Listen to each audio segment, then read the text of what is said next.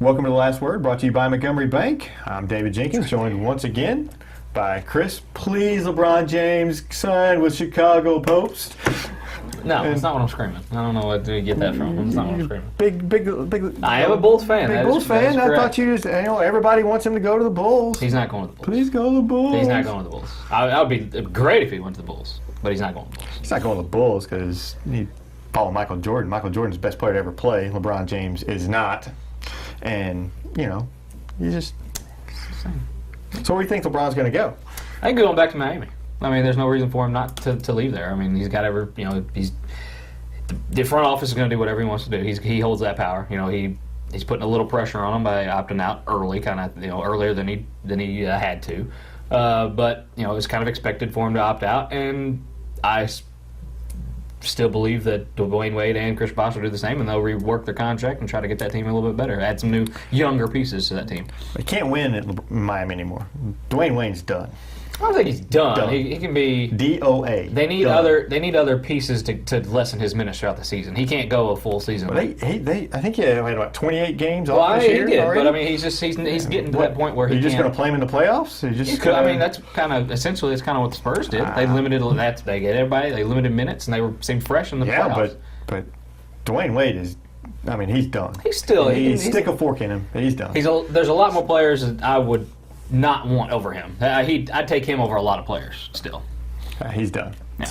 But so okay, let's just say LeBron doesn't go to Miami. Mm-hmm. Because I'm like you. I think he probably signs with Miami as long as they get rid of Dwayne Wade. I think that's maybe one of his things. Get rid of Dwayne Wade, bring in another. I don't know. The thing is, LeBron he went to Miami for a reason, to play with those two, To win play with his 5, friends. 6, 7, to play with his 8, friends. 9. That's the biggest thing. He wants to play with his friends. He wants to play, and that's fine. I don't see. Are they friends now? I don't see. Oh yeah. Well, why wouldn't they be? I just don't see them as friends. I see them as kind of colleague type, but I don't see them as friends. But just somebody they can work well with. I don't know the situation. Hey, I'm not in their circle. I wish I was, but I'm not in the circle. But anyway, he went.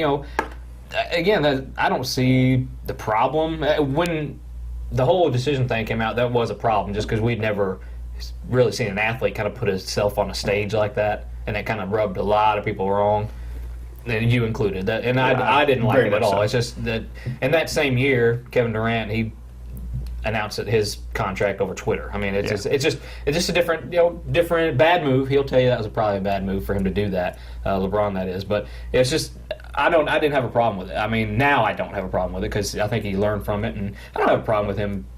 The big three or whatever, big four. I don't. It doesn't matter. You're there to win championships. You're there to play with the best. I never had a problem with him signing with Miami. My biggest problem with LeBron James was his spectacle of himself over everything. Thinking that he was bigger than the game essentially. Mm-hmm. I've never rooted for LeBron since. I don't root for the Miami Heat. I don't root for LeBron. He's a great player. Mm-hmm. I do not root for him at all, and will never root for him, no matter who he signs with. But. Like a jilted lover. It happens. It happens. I love my basketball. Oh yeah. But he doesn't go to Chicago. I've heard Houston. No way can he play with Dwight Howard. He would kill Dwight Howard, which. I don't know. I might enjoy that and might start rooting for LeBron if that happens. Because of all the players I hate in the NBA, Dwight Howard is number one. You know that because you're a Dwight Howard fan. I'm a Dwight Howard fan. I like him. And I can't stand him. I want to see him go back to Cleveland. If he wins in Cleveland, he is a god. No doubt. And a lot of people want to see that, but it's kind of... He gets more money and everything if he goes back to Miami. I don't know really exactly what it says about him if he does do that. I don't know how it could have a negative effect, a ripple effect, if he does choose to go back to Cleveland. Like, okay, I screwed you once. I'm going to go back and try to help you. I mean, I think there's all kinds of positives, but I don't know how he feels about that. How he would take that. I'll be honest. If I'm him, I wouldn't want to go back and play for that owner the way the owner. Very true. He ripped him afterwards. But I've heard they've kind of mended some fences over the years, but I don't know. I want to see him in Memphis. That's just a Memphis fan. That's not going to happen. They need a small forward. They need a lot. They don't need a lot. They need a small forward. Zach Randolph, I hear, is going to... Which opens a door for LeBron James. You can pay a little bit. That's going to help your cap if Zach leaning on going to free agency. Zach Randolph is for the Memphis Grizzlies. So I'll trade Zach Randolph for LeBron James. I'd trade anybody for LeBron James. Put LeBron James with Gasol and a point guard and Conley where he doesn't have to handle the ball all the time. Memphis. Well, like I said, I don't. There's a lot of tempting offers out there, but again, Miami's the home for him. He's gonna at least finish out the first half of the second part of his career there. Well, it's kind of hard to say, but whenever he announces his decision, they have the hour and he a half won't long do special. that. We'll figure it out. Time. That won't happen this time. So. We'll transition here. Carmelo goes to the Bulls, by the way. I don't know if where you're going. Transition. Yeah, well, he's I'm just saying, Bulls. We need to score. Put us over in the title contention instantly. Joking, and if you can keep some of those key pieces, oh man. Yeah, for 1 year it'll. But I think after the 1 year, then I think the Celtics are about ready to make some moves that'll put them, because they're not going to be down for long. No. But it certainly can't hurt Chicago. Weak Eastern Conference, you can contend for a year if you sign him. Thibodeau will kill Carmelo because he can't. No, that's not. He'll turn him around. Yeah. He'll turn him around. Thibodeau's the man. If George Karl can't turn him around, nobody's turning around. Thibodeau can. Let's transition off basketball and we'll talk to some soccer. Of course, why not? World Cup. Yeah, World Cup. I was watching a World Cup game. I actually watched a soccer game for the first time in my life. I watched a soccer game with our cameraman Charlie. We're watching some soccer, and you didn't show up, but that's okay. No, I didn't. The most watched soccer game ever in the U.S. Sunday, U.S. and Portugal. That's great. It shows that maybe soccer is on the rise. I don't think so. I think it's just it's wrapped in a flag, and it's patriotism. You're right. It's like the Olympics. We don't care about the Olympics except when it's going on. I'm going to be very honest. I was watching the soccer game, and I was also playing trivia, and I was also watching. They had a bunch of TVs, and I was also actually focused more on the 1989 football Super Bowl, 49ers Bengals. I didn't see an actual goal live except for the last time goal. I think I actually saw it live, but the other ones I had to. They would start cheering. I'd be like, oh, hey, we got a game. But it's my obligation as an American to root for. And that's not a problem. I see no problem with that. Soccer, I think, is getting more popular. There's a lot of the youth soccer is really taken off, and that's garnered some interest with a bunch of the up and coming youth, and that's great. But again, to say that it is a major sport in this country. No, right now it is because of the World Cup going on. Well. It's also, we talk about major sports. We have the NBA. They say, and I hear people say all the time, well, it's NBA. We have the NBA. Nobody's, people are paying less attention to the NBA. They're paying less attention to the Major League Baseball. But that's because it's all across the United States, different teams. It's regional. It can be regional. This is a world event. So it's like you said, it's the Olympics, and you're focused on one, so. No, if you had one football game, one basketball game, just one, it's gonna outrank soccer. No doubt, like a dream team type situation. People are gonna watch that, for every year. The soccer mafia does scare me though. A lot of I'm seeing a lot of soccer mafia going on. There's some of my friends I've seen on Facebook who are like really throwing fits because ESPN is just completely dominant. They're just all over this soccer stuff. And they should be. It's a worldwide event. This isn't an American thing. This is over the world. I don't like soccer. You know that. I don't like soccer, but I don't like American Idol either. I don't have a problem with them putting it on TV. Yeah, so I don't. Yeah, I can change the channel. There's other channels. There may not be anything on those other channels, but there's a reason it's on.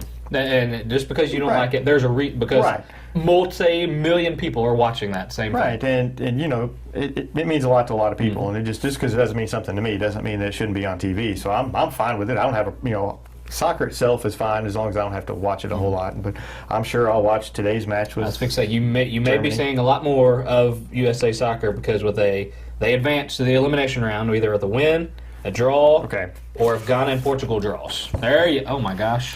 It's a color-coded chart. Another reason I don't like soccer. Really. Green they go, red they don't. I don't know. I can't follow.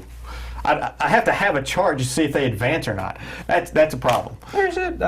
If they win or draw, they advance, or if Ghana and Portugal draws, they advance. But they can also. And then they, the point differential and stuff. But there's also a lot of other options. That's the simplest way. That's the simplest way. It's the simplest way. It's the U.S. and it's soccer. It's not going to be the simple way. We're going to this, and we may go to one of these coin tosses. I don't know what the heck a coin toss is. Heads or tails? That's it. That's all it is. What are we getting ready to kick off for the Super Bowl or something? That's all it is. Let's go to a real sport, and we'll talk about some baseball. Oh, you said real sport.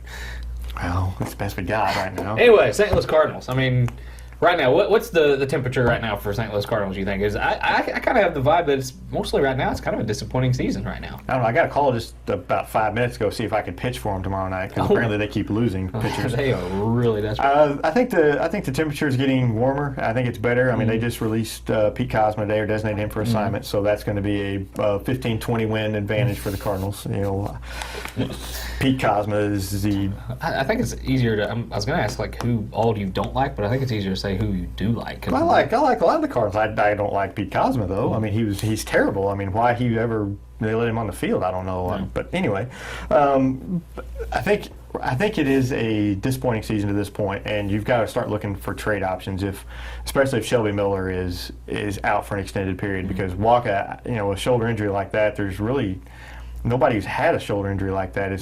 You don't know how long he's going to be out or what's the right approach to take with him. Jaime Garcia can't stay healthy. I mean, I think he's done as a Cardinal. I mean, I'm sure when he comes back, they'll be saying, "Oh, hey, he's back healthy again. He'll throw 3 or 4 starts, and then he'll be hurt again. He just can't stay healthy." So you can't depend on him. So I think you've got to go out and get a trade. And if you can get a David Price, I think you do it. And he's pretty unhappy right now because they are shopping him in Tampa Bay. So it'd be somebody you could probably get. But Matt Adams. He's kind of been a shot in the arm, and he's not an average guy. He's somebody who's going to get some pop, and that's something that they've been lacking all year. They're 25th in runs scored, 29th in home runs in the league. I mean, that's somebody. I think that he's been like I said, a shot in the arm. And I went and watched the game. He had a home run, essentially won the game that day. And they need those big power guys. They just don't have them anymore. They just don't. Those are gone now. Well, I've also heard a package to get Price and Longoria. Now, I think that would be too much. I don't know if the Cardinals would be willing to pay that much, because I think with all these guys getting hurt with the Cardinals, another thing is the prices just went up for anybody they try to go get, because they know that the Cardinals are going to be after somebody. I don't know. Matt Adams, before he got hurt, he really wasn't. I mean, he had the softest 325 average in baseball. I mean, he had very few RBIs, not many home runs. But since he's came back, he's like I said, he's really supplied some power. But can he do it over the course of the season? I don't think he can. I think if you can trade him and get a pitcher, and you can maybe get a bat back or something, I think you do it. I don't know. And I think it's time you bring up Tavares and just kind of go through his ups and downs. I think because he can supply that power. But that's the thing about Cardinals. I know they don't really like to rely on younger players, but I mean, that's something that just really gets me. Like they bring up this rookie, and has a few good games, and obviously I know there's going to be some struggles, but they don't let him work them out in that area. They always send him back down. It seems like all the other franchises, and I know Cardinal way, blah blah blah blah blah. You can say that whatever, but to me, a lot of times it's better for those young guys to work it out in the show than it is to send them back. Now that hurts, I would think, more of psyche than anything. Well, for one, you're always looking over your shoulder. You're thinking, okay, I go 0 for 4 today, I might get sent down, and then you're worried, you're not relaxed, and they don't seem relaxed when they're there. Colton Wong's a perfect example. I mean, they say, okay, you're our second baseman, but and then they send him down, and he's looking over his shoulder all the time. I think you can't do that, and I blame Mozeliak for that. I mean, because he manages a team. I think Buffini's just his his voice or whatever. I think Mozeliak is the one who makes all these calls. And I think he's got to. Maybe you take a year like this year. Okay, we're not doing so well. Maybe we just kind of roll the dice with these young kids. If we get the playoffs, we don't. But it'll be better for it next year. Yeah. Maybe it's time. Maybe it's time to do that. That's what I would do: is get Tavares, get Wong, get some of these young guys some at bats, and just kind of roll with their ups and downs. And they're second right now in the Central, behind Milwaukee, who's kind of been a surprise team all year. Not sure as far as games back when this show's taped as far as that goes, but playoffs, obviously they're showing the picture, because honestly there's not really anybody running away with any league right now. And really all you have to do is make the playoffs and get hot for 3 weeks. Cardinals showed that in 2006. They showed it again in 2011 or whenever it was. I can't remember. I lose track. But that's all you have to do is get hot. And your young players, they're kind of immune, as we saw with Walker last year, kind of immune to some of those pressure situations. So throw them out there and let them see what they can do. Yeah. Well, it's we will see how the Cardinals do for the rest of the summer, and we'll probably pepper in some Cardinal talk and get our guest speaker Brian Dowdy out here to talk some Cardinals. He's always watching, and he's got his the beat on the Cardinals as far as that goes. But Jinx, we got a contact camp coming up in the next 2 days. Love it. Football's here. I'm ready. Can we just go straight from that into football season? I know they start games at August 22nd this year. It won't be long. August 22nd, first game. It will be here before you know it. Football will be here, high school football. For those who don't know, the contact camp starts today at Cape Central High School. It's usually at Sykeston, but this year it's going to be moved at Cape. Starts at 4 on Thursday and 4 again, I believe, on Friday. Sykeston, Dexter, Kennett, and Cape Central are all going to be there. A lot fewer teams, but a lot fewer teams, but still, hey, it's football. Football, and cannot wait. That's right. We will, we're gonna do a show from. We'll be on location the contact camp for next week, so we'll get a little taste of some football, talk to some coaches, maybe a few players, and get a little football update in the summer. So it's always a nice time to go out in the contact camp. It's always just a nice, refreshing change from the pace of the summer woes as far as that goes. Baseball, soccer, get out, football time. So we'll see you guys next week on The Last Word.